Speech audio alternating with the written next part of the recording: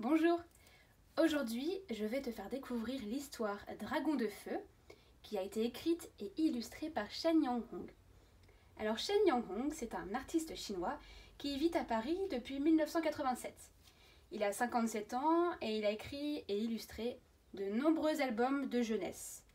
D'ailleurs, il est l'auteur et l'illustrateur des 5 albums que je vais te faire découvrir cette semaine.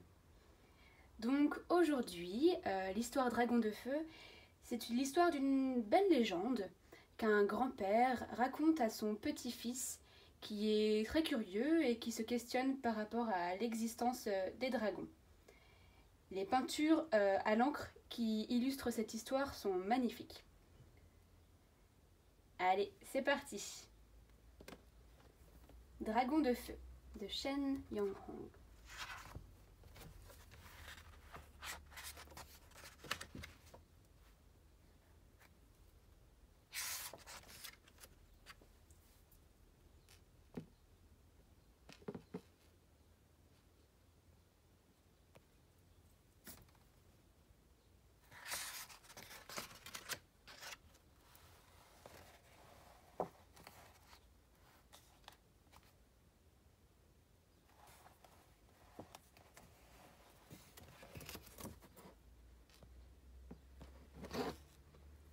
Le jeune Dong Dong pense souvent au grand dragon, son cerf-volant perdu lors d'un vol au-dessus de la cité interdite et qu'il a fallu remplacer. Un beau jour, il lui vient cette question. Au fait, qu'est-ce que c'est au juste qu'un dragon? Son grand-père lui répond. Un dragon peut déclencher le tonnerre, souffler le feu, libérer les vents et déchaîner la tempête. Il peut aussi faire tomber la pluie. Et sa grand-mère ajoute. Un dragon a une tête de lion avec des cornes de cerf et des yeux de tigre, un corps de serpent couvert d'écailles et des pattes griffues comme celles d'un aigle. Il est le symbole de la force, de la chance et du bonheur. S'il vous plaît, une histoire de dragon, implore Dong Dong. Après avoir tiré sur sa pipe, son grand-père commence. Il était une fois, dans les temps très anciens,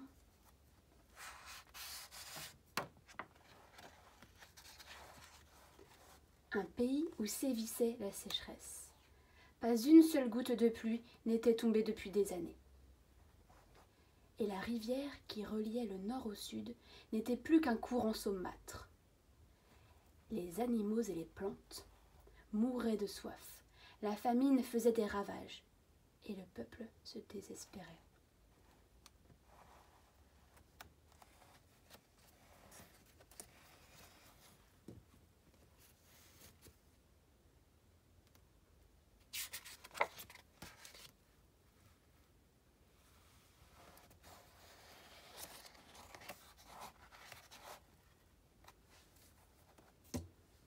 Impuissants, les chefs des villages s'en allèrent en groupe demander son aide à l'ermite Fashi, que tu vois ici, qui vivait retiré sur le mont des Immortels, ceux qui ne meurent jamais.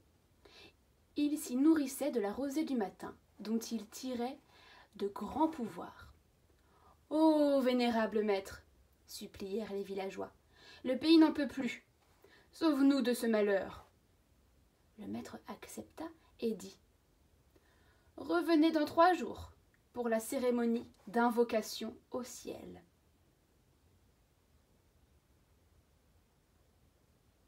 Donc là, c'est l'ermite Fashi. Et ici, tu peux observer donc les chefs des villages.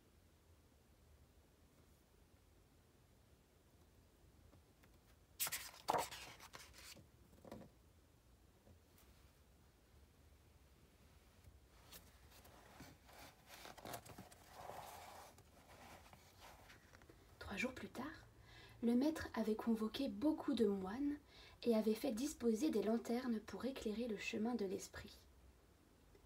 Les gonzes et les tambours résonnaient dans la fumée des cierges et des chants sacrés. Une grande foule se pressait.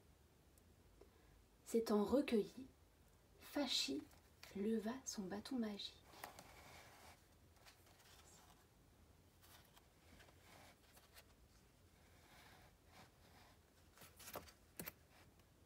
Là, tu peux observer toutes les lanternes.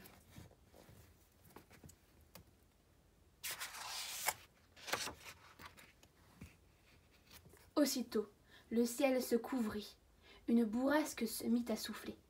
Un éclair zébra le firmament, et au milieu des clameurs parut le dragon de feu. On le pria de bien vouloir faire tomber la pluie. Mais le dragon, en ce temps-là, ne commandait pas à la pluie. Il alla donc à son tour demander l'aide à l'empereur de Jade.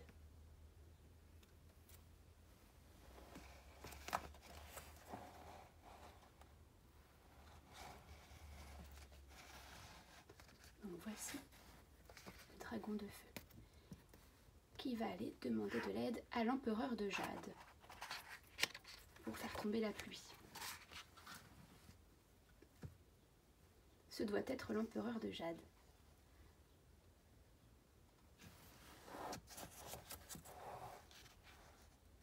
L'empereur soupira. Hélas, je ne peux rien non plus. Pour faire tomber la pluie, un seul moyen, posséder une perle précieuse que détient le dragon de la mer orientale. J'irai la lui prendre, décida le dragon de feu. Je t'avertis que cette expédition est dangereuse, dit l'empereur de Jade.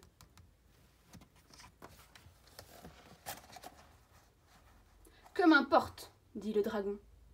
Je donne volontiers ma vie pour sauver celle des hommes. Ému par cet esprit de sacrifice, l'empereur donna au dragon les indications et les conseils utiles auxquels s'ajoutèrent les encouragements des animaux du palais.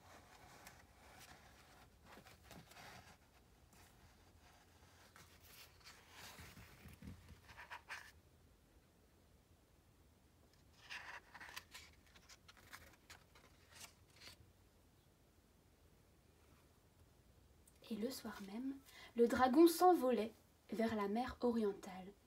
Son vol dura des jours et des jours, long voyage solitaire à travers les ténèbres glacées, dans le vent et la tempête. Je réussirai, se répétait-il.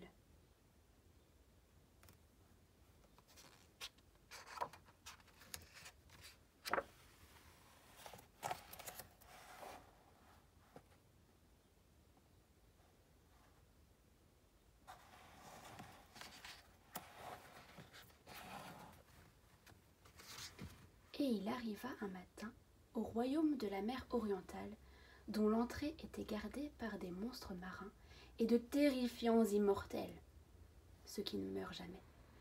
Le dragon les affronta. Ce fut un violent combat qui dura jusqu'à la nuit, mais dont il sortit vainqueur.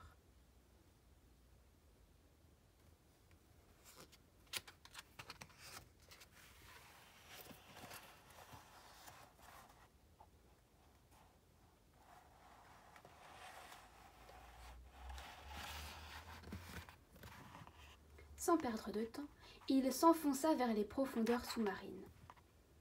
Après 49 jours de plongée, il arriva enfin au palais de la mer orientale, dont la salle d'honneur était occupée par 8 dragons qui dormaient chacun dans une jarre. Une jarre, c'est un récipient. Parmi eux était le dragon souverain, tenant la fameuse perle précieuse dans sa gueule ouverte. Est-ce que tu l'avais vue? La voilà, la fameuse perle précieuse. Le dragon de feu s'empara adroitement de la perle et s'enfuit avec elle par la porte sud du palais.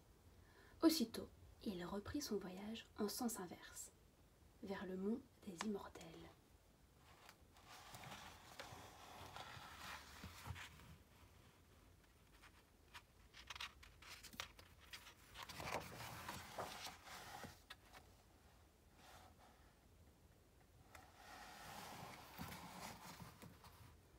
Mais à peine s'envolait-il, Le dragon de la mer orientale s'éveilla en sursaut et surgit des profondeurs. Ivre de colère, toutes dents et toutes griffes dehors, il se dressait devant le voleur en lui barrant le passage. « Rends-moi ma perle, sinon je te réduis en miettes !» Le duel fut sans merci. Le dragon de la mer orientale mesurait 3 fois la taille du dragon de feu. Celui-ci, dans le combat, ne put éviter de lâcher la perle précieuse.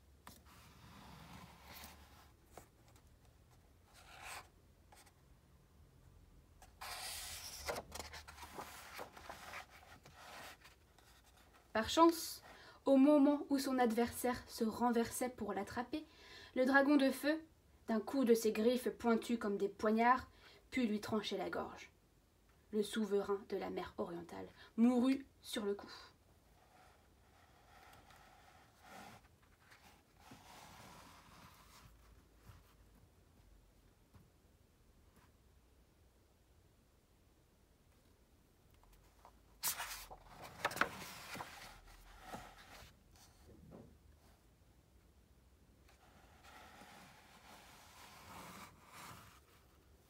Blessé, affaibli et craignant de perdre la perle précieuse durant son retour vers le mont des immortels, le dragon de feu jugea prudent de l'avaler. Dès qu'il l'eut dans son ventre, un feu violent se mit à brûler en lui.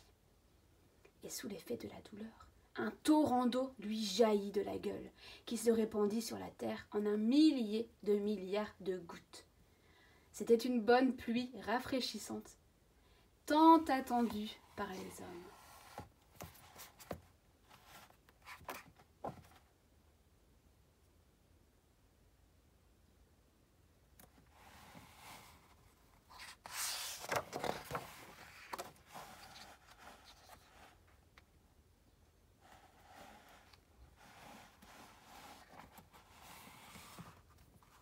Une grande fierté submergea le dragon. Il avait réussi. Mais sa victoire lui coûtait cher. À bout de force, dévoré par les flammes et saignant de ses blessures, il s'abattit sur les vagues et sombra, non sans un dernier regard pour ses villageois qui lui devaient tant et qui l'acclamaient.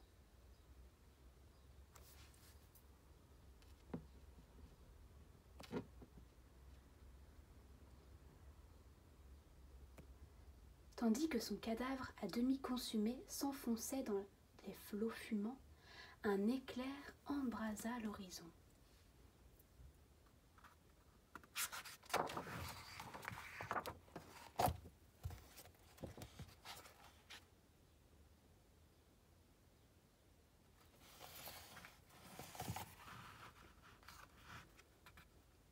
Grâce au sacrifice du dragon, la sécheresse disparut, ainsi que la famine. Les paysans, à nouveau, purent cultiver leurs terres, les arbres recommencèrent à fructifier, et la vie heureuse reprit son cours, pleine de ses fleurs et de ses parfums, qui nous enchantent au beau jour.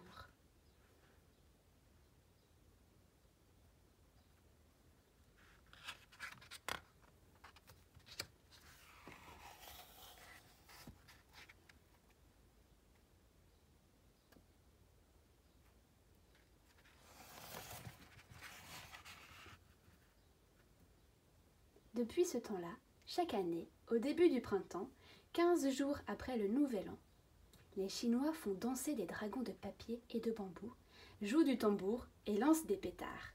C'est leur façon de célébrer le dragon sauveur et d'appeler sur eux la bienveillance du ciel.